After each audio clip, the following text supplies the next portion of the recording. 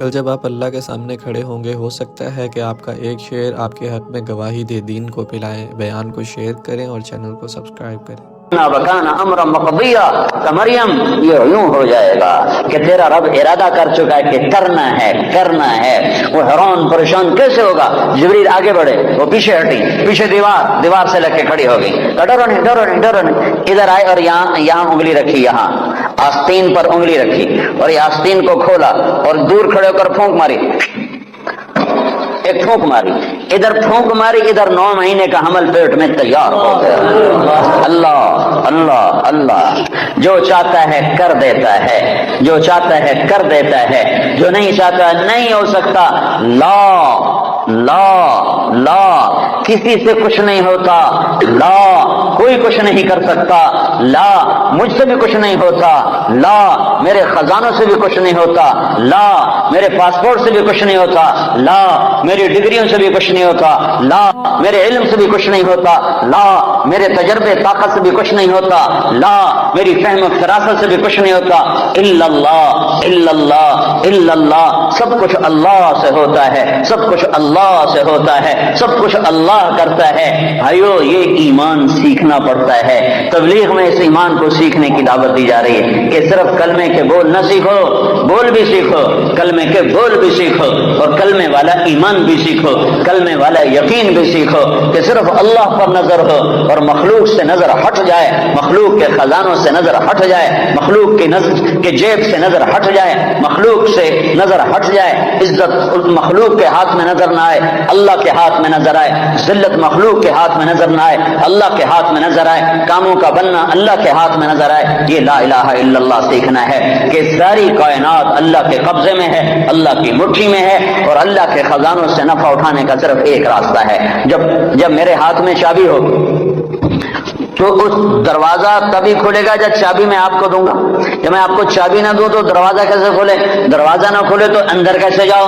تو اللہ تعالیٰ نے سارے کائنات کے خزانوں کی چابی اپنے ہاتھ میں رکھی ہوئی ہے۔ اللہ دروازہ نہ کھولے تو عزت نہیں مل سکتی، دروازہ نہ کھولے تو رزق نہیں مل سکتا، دروازہ نہ کھولے تو صحت نہیں مل سکتی، دروازہ نہ کھولے تو محبت نہیں مل سکتی، دروازہ نہ کھولے تو کام نہیں بن سکتے، دروازہ نہ کھولے تو نفرتیں ختم نہیں ہو سکتی، دروازہ نہ کھولے تو مہنگائی ختم نہیں ہو سکتی، دروازہ نہ کھولے تو جنت نہیں مل سکتی، دروازہ نہ کھولے تو جہنم سے بچ نہیں سکتے۔ تو اللہ کا قبضہ اور اللہ سے لینے کا ایک راستہ، صرف ایک راستہ، وہ کلمے کا دوسرا حصہ ہے محمد الرسول اللہ۔ اللہ کے خزانوں سے نفع اٹھانے کے لیے، اللہ کی جنت تک پہنچنے کے لیے، دنیا کی عزت تک پہنچنے کے لیے، دنیا کی بے روزگاری سے بچنے کے لیے، دنیا کے مسائل سے بچنے کے لیے، آخرت کے مسائل سے بچنے کے لیے، دنیا کی محبت عزت کامیابی کے لیے، آخرت کی محبت عزت کامیابی کے لیے، ایک جیسے لا الہ کوئی معبود نہیں اللہ کے سوا، ایسے لا طریق کوئی راستہ نہیں، لا طریق کوئی راستہ نہیں، صرف ایک ہی راستہ ہے، وہ ہے محمد الرسول اللہ صلی اللہ علیہ وسلم۔ کہ اللہ کے خزانوں سے لینے کے لیے صرف محمد مصطفیٰ صلی اللہ علیہ وسلم کی زندگی عمل آپ ہمارا نمونہ ہیں، آپ ہماری مثال ہیں۔ کلمے کا جز بنا دیا، آپ معراج پہ گئے، اللہ سے سوال کیا، یا اللہ آپ نے ابراہیم کو خلیل بنایا، موسیٰ کو کلیم بنایا، داؤد کو لوہا نرم کر کے دیا، سلیمان کو ہوا تابع کر کے دی، عیسیٰ علیہ السلام کو مردے زندہ کر کے دیے، تو یا اللہ میرے لیے کیا ہے؟ کسی کے لیے مردے زندہ، کسی کے لیے ہوا تابع، کسی کے لیے لوہا تابع، کسی کے لیے کلام، کسی کے لیے خلیل، تو میرے لیے کیا ہے؟ تو میرے رب نے کہا اے میرے حبیب تجھے میں نے سب سے اعلیٰ چیز عطا کی ہے، اولیس قد آتیتک افضل من ذلک کلہ، میں نے تمہیں سب سے اعلیٰ چیز عطا کی ہے، کہ وہ کیا ہے؟ کہ اللہ ذکرت الا ذکرت معی، قیامت تک تیرا میرا نام اکٹھا رہے گا، جدا نہیں ہو سکتا ہے۔ ساری کائنات کا نبی بنایا، سارے بحر و بر پر نبوت کی چھاپ لگا دی، بحر و بر پر آپ باہر نکلے، آپ کو پیشاب کا تقاضا ہوا تو کوئی جھاڑیاں تھی چھوٹی چھوٹی، کوئی جھاڑی اتنی بڑی نہیں تھی جس کے پیچھے بیٹھتے تو پردہ ہوتا، تو چند ایک جھاڑی ادھر تھی، ایک وہاں تھی، تو آپ نے حضرت جابر سے فرمایا جابر ان جھاڑیوں سے کہو اللہ کے نبی کے لیے پردہ بناؤ، تو جابر جا کر ہم تو انسان ہو کر نہیں مان رہے ہیں، ارے انسان ہو ہو کر نہیں مانا. سنت ہے جو سنت دی کوئی گل نہیں ہے, سنت دی خیر ہے, سنت دی کوئی گل نہیں. ہم تو انسان ہو کر نہیں مان رہے. اور وہاں کیا ہو رہا ہے, جابر گئے اور کہنے لگے التئما علی رسول اللہ صلی اللہ علیہ وسلم, اے جھاڑیوں, چھوٹے چھوٹے درختوں, اے جھاڑیوں اللہ کے نبی کے لیے پردہ بناؤ. تو وہ جھاڑی ادھر سے آئی, وہ جھاڑی ادھر سے آئی, وہ جھاڑی ادھر سے آئی, یہ جھاڑی ادھر سے آئی, چاروں طرف سے جھاڑیاں جمع ہو کر ایک بہت بڑا جھنڈ بن گیا. اور اللہ کے نبی پاک صلی اللہ علیہ وسلم اس کے پیچھے, آپ پیشاب سے فارغ ہوئے, جب آپ کھڑے ہوئے تو جھاڑیاں اپنے آپ اپنی اپنی جگہ پر چلی گئیں, اپنے آپ اپنی اپنی جگہ پر چلی گئیں کہ یہ بے جان درختوں کو بھی پتا ہے کہ یہ اللہ کا رسول ہے. آپ سوئے ہوئے تھے, او بھائی او میاں تو بیٹھ جا, تجھے کس نے, تو اب کیا کریں, جگہ ہی تھوڑی ہے تو کیا کریں. اب صبر کرو بھائی, صبر کرو. ماشاءاللہ بڑی اچھی بات ہے. اللہ کرے تمہارے سارے حال چھوٹے پڑ جائیں. اتنا تم اللہ کی بات سننے کے لیے آؤ کہ تمہارے حال چھوٹے پڑ جائیں, تمہاری مسجدیں چھوٹی پڑ جائیں. اللہ کے فضل سے بھر دو مسجدوں کو, اللہ کا احسان ہے, اللہ کے دین کی بات کے لیے جمع ہو رہے ہیں. تو آپ سوئے ہوئے تھے, تبوک کے سفر سے واپسی پر آپ سوئے ہوئے تھے, تو کنارے پر ایک درخت تھا کیکر کا, وہ تیزی سے زمین کو چیرتا ہوا آگے آیا, زمین کو چیرتا ہوا, ایسے ہے جیسے انسان چلتے ہیں, چلتا اللہ کے محبوب کے سر پر آ کر کھڑا ہو گیا اور ایسے اوپر کھڑا ہوا.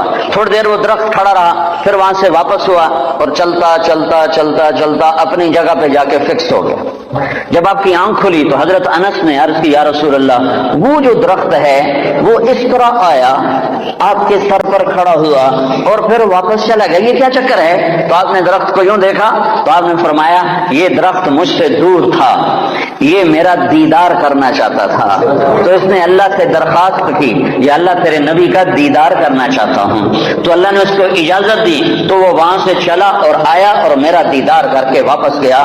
یہ میرے نبی کی نبوت ہے. بے جان چیزوں پر سردی کے موسم میں آپ نکلے, سردی کا موسم, کھجوریں گرمیوں میں ہوتی ہیں, سردی میں کھجور نہیں ہوتی. کچھ صحابہ بھوک بیٹھے ہوئے تھے, آپ نے فرمایا کیوں بیٹھے ہو؟ کہا جی بھوک لگی ہے. آپ نے فرمایا مجھے بھی بھوک لگی ہے. ابو بکر عمر نظر آ گئے, کیوں باہر ہو؟ کہا جی بھوک لگی ہے. آپ نے کہا مجھے بھی بھوک لگی ہے. تو اب کافی سارے اکٹھے ہو گئے جن کو بھوک لگی تھی. تو آپ نے حضرت علی سے فرمایا, علی یہ سامنے کھجور کا درخت ہے, اس کے پاس جاؤ اور اس سے کہو تمہیں اللہ کا رسول حکم دیتا ہے ہمیں تازہ کھجوریں پیش کی جائیں. ہائے جس کی درخت مانے اس کی ہم نے نہ مانی. تو حضرت علی گئے, حضرت علی نے آگے یہ نہیں کہا یا رسول اللہ اب تو سردی کا موسم ہے, اب کہاں سے. اگر حضرت علی یہ کہتے تو اگلی برکتوں کا دروازہ بند ہو جاتا. ایک دفعہ دیگ چڑھی ہوئی تھی, دیگ, تو آپ کو یہ بکرے کی دستی بڑی پسند تھی, بکرے کا اگلا بازو بڑا پسند تھا. تو آپ نے باورچی سے کہا مجھے وہ دستی پکڑاؤ, تو اس نے ڈوئی سے ایسے دستی نکال کر پوری آپ کو نکال کر دی.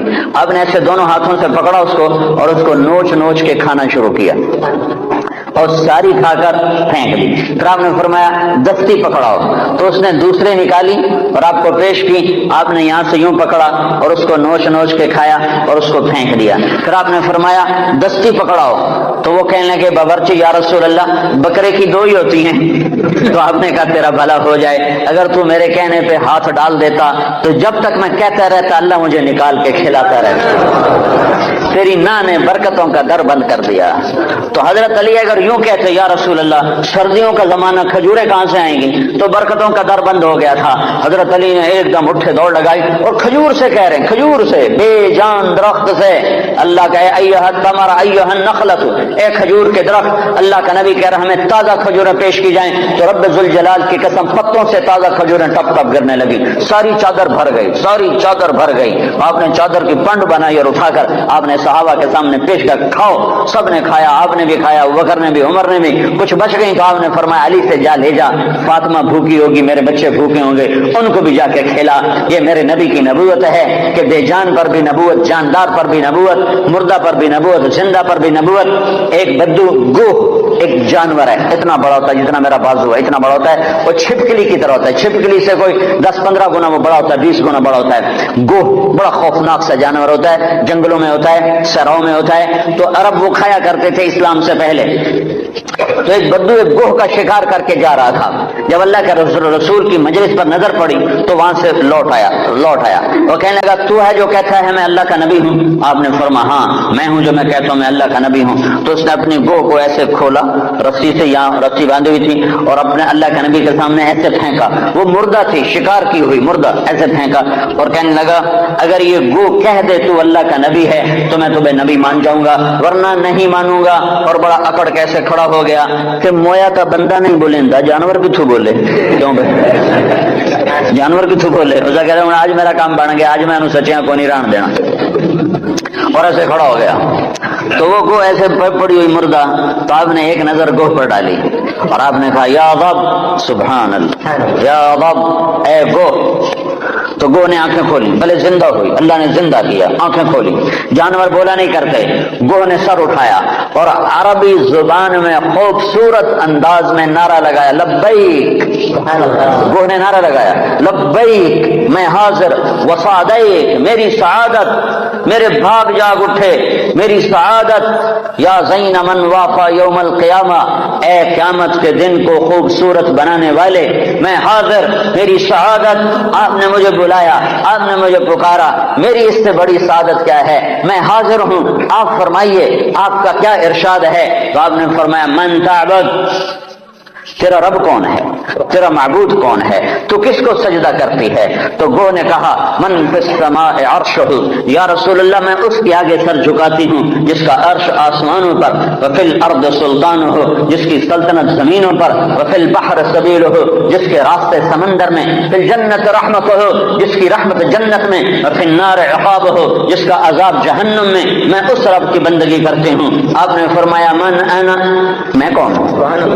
اب بدو کی آنکھیں پھٹی حیران پریشان, ہاتھ ہیٹھا لے گئے ہوتے, پہلے یہیں کھلوتے پھر یہیں ہو گیا. تو آپ نے فرمایا من انا, میں کون, میں کون؟ تو وہ نے کہا انت رسول رب العالمین, آپ رب العالمین کے رسول ہیں. سبحان اللہ. اور وہ کو بھی پتا ہے کہ صرف رسول ماننا کافی نہیں ہے, صرف رسول ماننے سے نجات نہیں ہے. ایک مردہ گو کو پتا ہے, انسانوں کو نہیں پتا. اور کہنے لگے انت رسول رب العالمین, آپ رب العالمین کے رسول ہیں.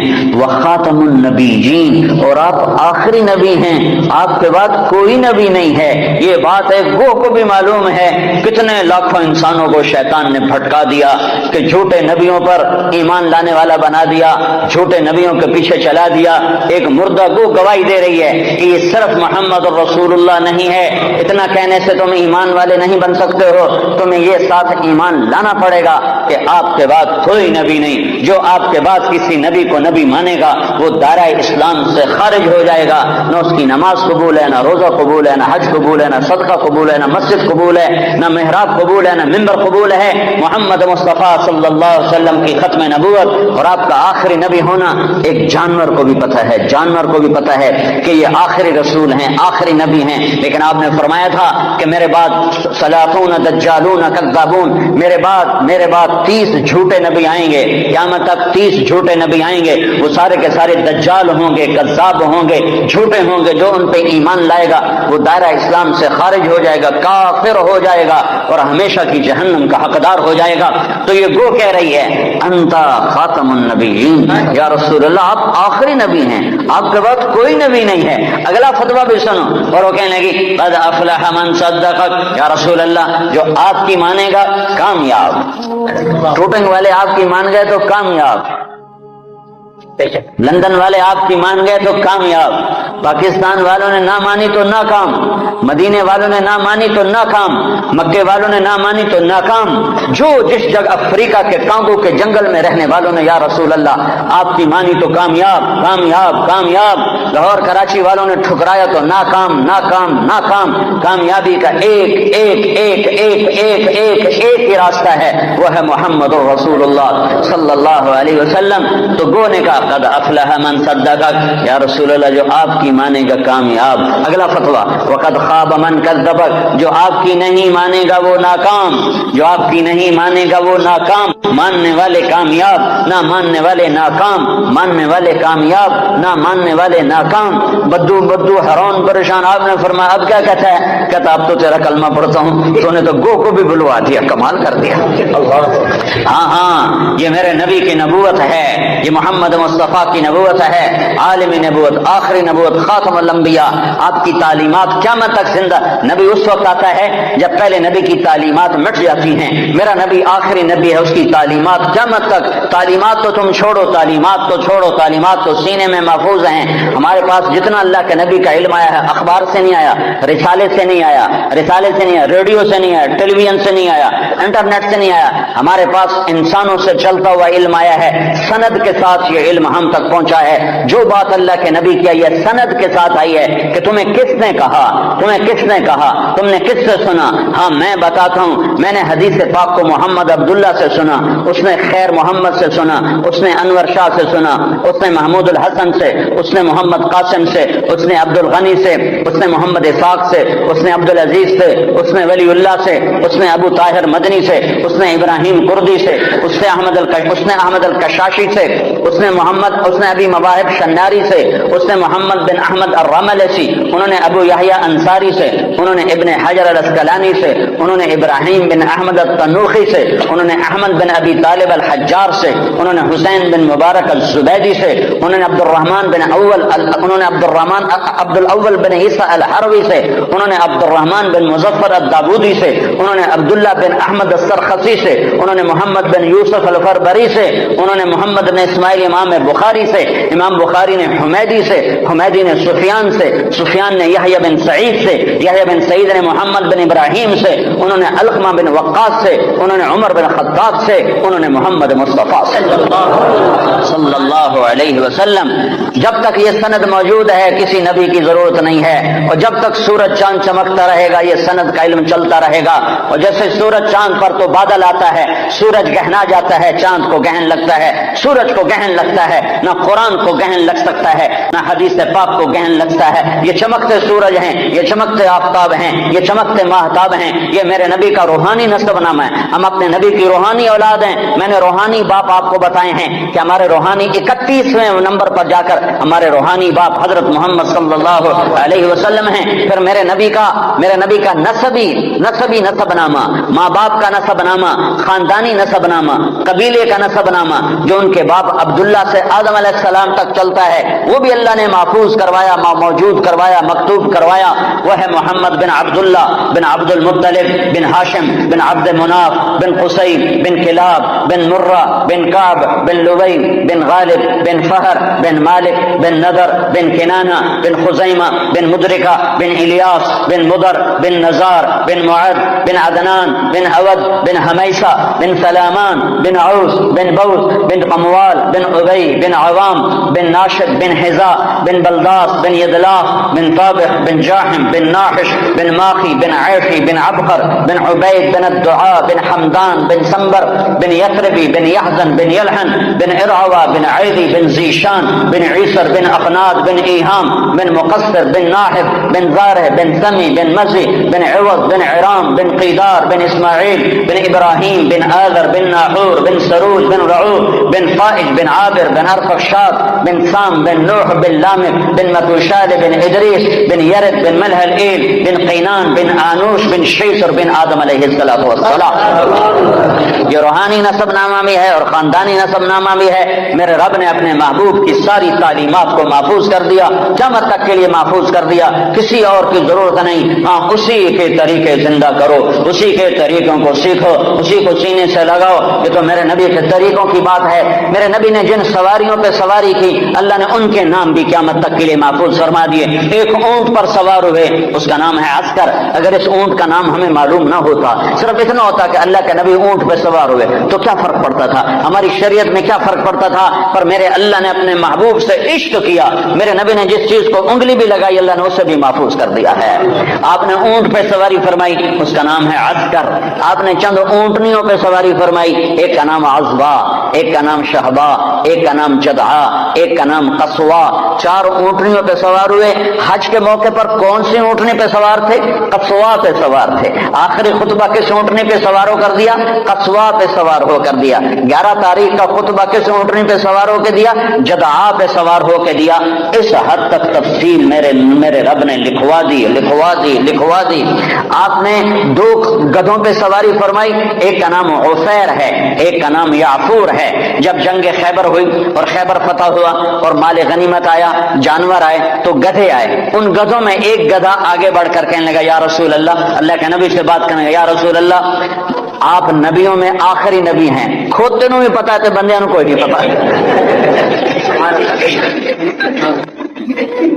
یا رسول اللہ آپ نبیوں میں آخری نبی ہیں، آپ کے بعد کوئی نبی نہیں، اور میں اپنی نسل میں آخری ہوں، میرے باپ دادے پردادے پر نبیوں نے سواری کی، آپ مجھے اپنے غلامی میں لے لیں، اپنے حصے میں لے لیں۔ تو آپ نے یعفور کو اپنے حصے میں لے لیا، اس پہ سواری فرماتے تھے۔ اور یعفور اور بھی کئی کام کرتا تھا، کبھی آپ نے کسی کو بلانا ہوتا تھا اور موقع پر کوئی خادم موجود نہیں ہے تو آپ یعفور سے فرماتے جاؤ ابو بکر کو بلا کے لاؤ، تو یعفور دوڑ لگاتا اور جا کر سیدھا ابو بکر کے دروازے پہ ٹکر مارتا، ٹھا، اللہ اکبر۔ تو وہ آدمی گھبرا کے باہر نکلتا کہ ٹکر کیا ماری؟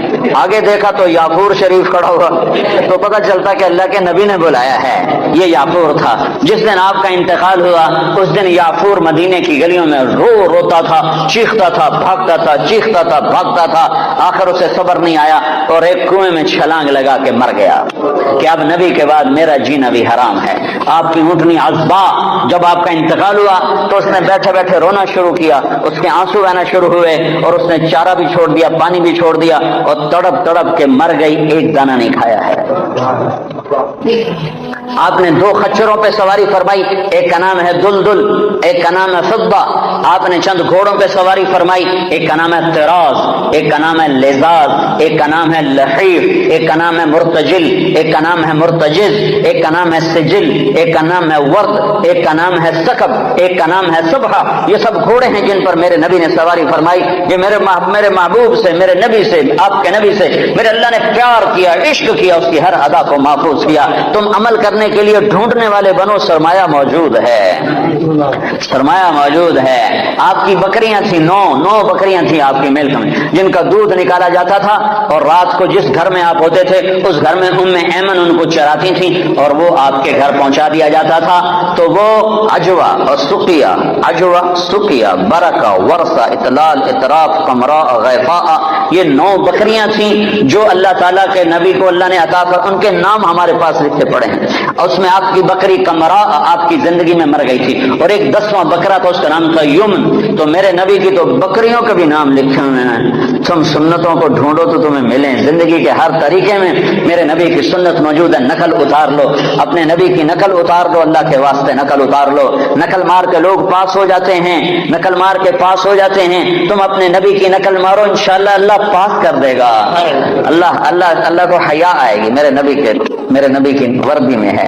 موسیٰ علیہ السلام کے جادوگر مقابلے میں آئے، اللہ تعالیٰ نے جادوگروں کو ہدایت دے دی، وہ مقابلے میں وہ ہدایت مل گئی۔ موسیٰ علیہ السلام نے اللہ سے عرض کی، اللہ یہ تو میرے مقابلے میں آئے تھے، ان کو ہدایت کیوں دی؟ تو اللہ نے فرمایا موسیٰ تیرے روپ میں آئے تھے، مجھے پیارے لگے، میں نے ہدایت دے دی۔ تو تم نبی کا روپ اپنا لو، ظاہر بنا لو، باطن بنتا رہے گا، ظاہر بنا لو۔ ارے وردی کی قیمت ہوتی ہے، وردی کی قیمت ہوتی ہے، وردی میں طاقت ہوتی ہے۔ وسیم اکرم اور سعید انور دونوں گئے امریکہ ایک ہی جہاز میں، تو امیگریشن میں سعید انور کو انہوں نے چھوڑ دیا، اس کی داڑھی مجھ سے بھی بڑی ہے، پگڑی مجھ سے بڑی باندھتا ہے، اور وسیم اکرم صاف ستھرا، تو اس کو انہوں نے پکڑ لیا، 2 گھنٹے بٹھائے رکھا، سعید انور کو کچھ ایک لفظ بھی نہیں پوچھا، چھوڑ دیا۔ جب باہر نکلے تو وسیم اکرم نے کہا یار تمہیں کچھ بھی نہیں کہا اور مجھے بٹھا لیا، 2 گھنٹے بٹھائے رکھا۔ تو سعید نے کہا میں وردی میں تھا تو ہم نے وردی اتاری ہوئی تھی۔ جو آدمی وردی میں ہوتا ہے اس کی ویلیو ہوتی ہے، قدر ہوتی ہے۔ تو تم ٹوٹنگ والوں سے بھی کہتا ہوں وردی پہن لو، اپنے نبی کی وردی پہن لو، وردی کی طاقت ہے، وردی کی قیمت ہے۔ ایسے دیوانے نہ بنو کہ اپنے پاؤں پہ کولانیاں مارتے مارتے موت آ جائے، اور اس حال میں اللہ کے دربار میں پہنچو کہ نہ اللہ کو پسند آؤ نہ اللہ کے نبی کو پسند آؤ۔ اپنی زندگی کو حضرت محمد صلی اللہ علیہ وسلم کے طریقوں میں ڈھالو، طریقوں میں ڈھالو۔ یہ تبلیغ ان طریقوں کو سیکھنے کی محنت ہے، یہ تبلیغ ان طریقوں پر جان دینے کی محنت ہے کہ اللہ کے نبی پاک صلی اللہ تعالی علیہ وسلم، یا ابا سفیان جئتکم بکرامت الدنیا والآخرہ، ابو سفیان میں تمہارے پاس دنیا اور آخرت کی عزت لے کر آیا ہوں، دنیا اور آخرت کی کرامت لے کر آیا ہوں۔ اس کو بھائیو آج تک جو اس میں کمی ہوئی، کوتاہی ہوئی، اس پر اللہ سے معافی مانگ لو، توبہ کر لو، اللہ کے دربار میں جھک جاؤ، اور آج کے بعد وہ کرو جو اللہ چاہتا ہے، جو اللہ کا نبی چاہتا ہے، جو اللہ کا رسول چاہتا ہے۔ اللہ کا نبی ہمارے لیے بہترین شفیع ہے، آپ کے بغیر جنت کا در نہیں کھل سکتا، جنت کا دروازہ نہیں کھل سکتا، حساب کتاب شروع نہیں ہو سکتا، آپ کے بغیر مقام محمود نہیں سج سکتا۔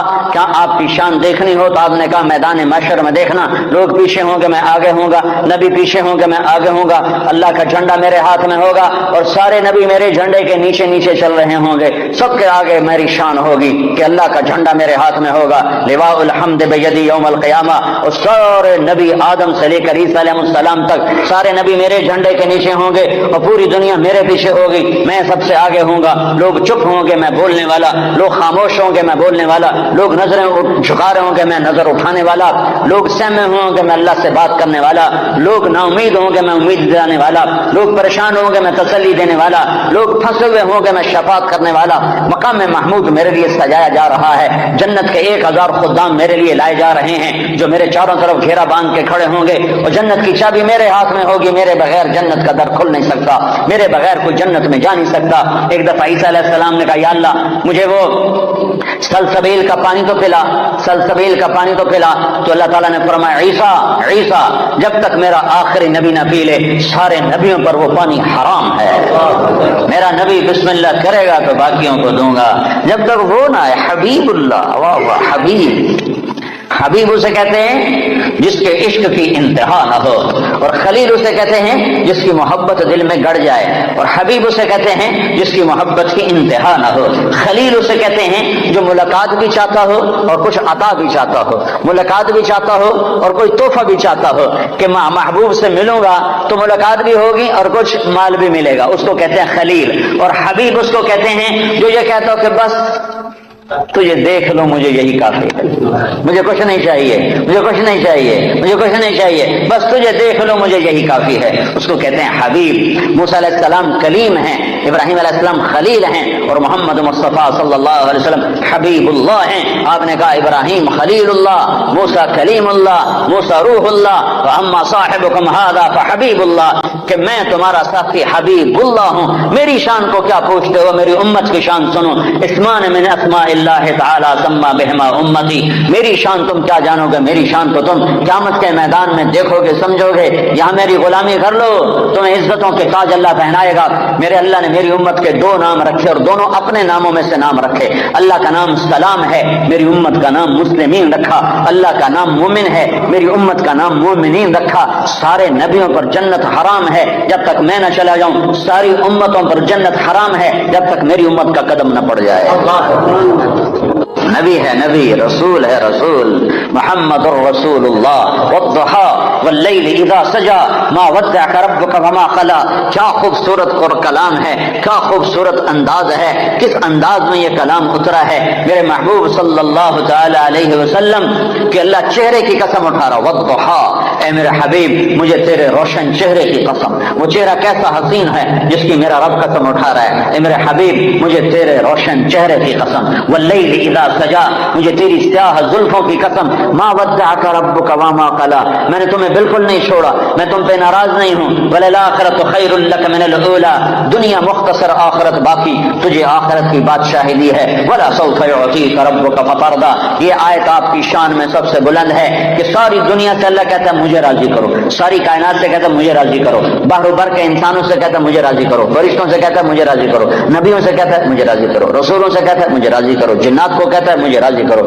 ہمیں کہتا ہے مجھے راضی کرو، شہداء سے صدیقین سے مجھے راضی کرو، اور خود کیا کہتا ہے، خود کیا کہتا ہے، وَلَسَوْفَ يُعْطِيكَ رَبُّكَ فَتَرْضَىٰ، اے میرے محبوب ساری کائنات مجھے راضی کرنے پر ہے، میں تجھے راضی کرنے پر ہوں، میں نے تمہیں راضی کرنا ہے۔ ٹوٹنگ والوں کو تو نہیں پتا، وہ تو تمہیں ناراضی کرتے رہتے ہیں، پر میں نے تمہیں راضی کرنا ہے، میں نے تمہیں راضی کرنا ہے۔ تو بھائیو اپنے حبیب کو راضی کر لو، وہ راضی ہو گیا تو اللہ راضی ہو گیا، اللہ راضی ہو گیا تو دنیا بھی بن گئی، آخرت بھی بن گئی۔ تو اللہ کو کو راضی کرنے کی نیت کرتے ہو؟ تو اس پر آج تک جو ہم نے کوتاہیاں کی، کمیاں ہوئیں، نافرمانیاں ہوئیں، گناہ ہوئے، اس پر آج ہم توبہ کر لیں کہ اللہ کے دربار میں معافی مانگنے سے بڑھ کر کوئی خوبصورت عمل ہے نہیں۔ میرے نبی کا فرمان ہے اگر تم سارے نیک بن جاؤ اور گناہ نہ کرو تو اللہ تم سب کو موت دے کے جنت میں ڈال دے، اور پھر تمہارے بعد ایک ایسی مخلوق پیدا کرے جو گناہ کریں اور پھر آنسو بہائیں اور معافیاں مانگیں اور توبہ کریں اور اللہ ان کو معاف کرے۔ اللہ کو معاف کرنا اتنا پسند ہے، اور معاف کرنے کا ظرف اللہ کا اتنا بڑا ہے کہ میرا اللہ فرماتا ہے کہ میرا بندہ تو اتنے گناہ کر کہ زمین کی سطح سے اٹھا اور ان کو ایسے طے کرتا جاتا ہے، ایسے اپنے گناہوں کو ایسی طے لگا جیسے کپڑوں کی طے لگاتے ہیں، پہلے ساری زمین کے اوپر اپنے گناہوں کی تہ لگا، ساری زمین 7 بر اعظم، سمندر بھی بھر دے، سارے کو بھر دے، اور پھر اس گناہوں کے اوپر گناہ رکھتا جا، ایسے گناہ رکھتا جا، گناہوں کے اوپر گناہ رکھتا جا، آسمان کی چھت کو جا کر اپنے گناہوں کو لگا دے۔ اتنے گناہ کرنے کے لیے ساری دنیا آ جائے، سارے جنات آ جائیں، سارے فرشتے گناہ گار ہو کے آ جائیں، نہیں کر سکتے۔ اللہ کی قسم اتنے گناہ نہیں کر سکتے کہ زمین سے اٹھائیں اور آسمان کی چھت کو لگائیں۔ ہمارے گناہوں سے تو ہمارا گھر نہیں بھرتا، زمین کہاں سے بھرے گی؟ میرا رب کہہ رہا ہے میرا بندہ نہیں، ٹوٹنگ والا، ٹوٹنگ والی، کوئی عورت کوئی مرد اتنے گناہ کرے کہ زمین سے اٹھائے اور آسمان کی چھت کو لگا دے، اور پھر صرف ایک دفعہ کہہ دے یا اللہ معاف کر دے تو میں سارے معاف کروں۔ بنو اسرائیل میں ایک نوجوان رہتا تھا، اس کا نام تھا کفل۔ روزانہ رات کو نئی لڑکی اس کے پہلو میں آتی تھی اور مال بے پناہ اس کے پاس تھا، شراب کی محفل چلتی اور رات اس کے منہ کالا کرنے میں گزرتی۔ ایک رات ایک لڑکی کو لے کر آیا 60 دینار پاکستان کا 10 لاکھ روپیہ بنتا ہے۔ 10 لاکھ روپیہ دے کر وہ ایک لڑکی کو ایک رات کے لیے لایا۔ اس کے پاس کتنی دولت تھی؟ ہزاروں سال پہلے۔ جب وہ لڑکی کے ساتھ کمرے میں اکیلا ہوا تو دیکھا تو وہ لڑکی رو رہی تھی۔ تو کفل نے کہا کہ کیوں رو رہی ہو؟ میں نے زبردستی تو نہیں کیا۔ تو وہ اس نے روتے ہوئے کہا کفل میں پیشہ ور عورت نہیں ہوں، میں عزت والی ہوں، حرمت والی ہوں، مجھے بھوک نے یہاں تک پہنچایا ہے، مجھے فاقے نے یہاں تک پہنچایا ہے۔ میں کہا کرتا ہوں جب مالدار لوگ زکوٰۃ نہیں دیتے تو غریبوں کی بیٹیاں نیلام ہو جاتی ہیں، جب مالدار لوگ زکوٰۃ روک لیتے ہیں تو غریبوں کی عزتیں نیلام ہو جاتی ہیں۔ مالدار لوگ زکوٰۃ دو، زکوٰۃ سے بڑھ کر دو۔ کفل میں پیشہ ور نہیں ہوں، میں عزت دار ہوں، مجھے بھوک نے یہاں تک پہنچایا ہے۔ تو وہ کفل وحشی انسان، نہ کسی پر رحم کھانے والا، نہ کسی پر اس کو رحم آنے والا، پتہ نہیں اس کے آنسوؤں کو دیکھ کر اسے کیا ہوا، ایک دم کفل نے رونا شروع کر دیا اور کہنے لگا تو میری بہن ہے، جس عزت کے ساتھ آئی تھی اس عزت کے ساتھ واپس چلی جا، اور میں تیرے آنسوؤں کے طفیل توبہ کرتا ہوں، تو میرے لیے دعا کر، میں بہت کتا انسان ہوں، میرا اللہ میری بخشش کر دے، میں بہت گنہگار ہوں۔ وہ عورت عزت کے ساتھ اٹھی اور اپنے گھر چلی گئی، اور پیچھے کفل کو نہیں خبر کہ اگلے لمحے میں کیا ہونے والا ہے۔ چند گھنٹے بعد کفل مر گیا، اچانک موت آ گئی، ہارٹ اٹیک ہو گیا یا کیا ہو گیا، اچانک مر گیا۔ یہ کفل جس حال کا تھا، کل اس کے موت کی خبر سن کر نہ اس کو کوئی غسل دینے آتا، نہ اس کو کوئی کفن دینے آتا، نہ اس کو کوئی کندھا دینے آتا، نہ اس کو کوئی دفن کرنے آتا، شاید پتھر مار مار کے اسے پتھروں میں دبا دیتے۔ ہائے ہائے ہائے ہائے، میرا اللہ، میرا مہربان اللہ، میرا کریم اللہ، میرا غفور الرحیم اللہ، غفور الرحیم اللہ۔ میں قربان جاؤں جو غیب کا پردہ کسی کو نہیں اٹھا کے دکھاتا، لیکن میں قربان جاؤں اس نے کفل کی توبہ ایسے قبول کی کہ اس کے لیے غیب کا پردہ اٹھا دیا۔ صبح جب لوگ اٹھے تو لوگوں نے دیکھا کفل کے دروازے پر موٹا لکھا ہوا تھا ان اللہ قد غفر للکفل، لوگوں بستی والو اللہ نے کفل کی بخشش کر دی۔ یہ اعلان کیوں لکھوایا کہ اٹھو اٹھو اٹھو، میرا ولی مر گیا ہے، اس کا جنازہ، اس کا دفن، اس کا کفن، اس کا غسل کل جب آپ اللہ کے سامنے کھڑے ہوں گے ہو سکتا ہے کہ آپ کا ایک شعر آپ کے حق میں گواہی دے۔ دین کو پلائیں، بیان کو شیئر کریں اور چینل کو سبسکرائب کریں۔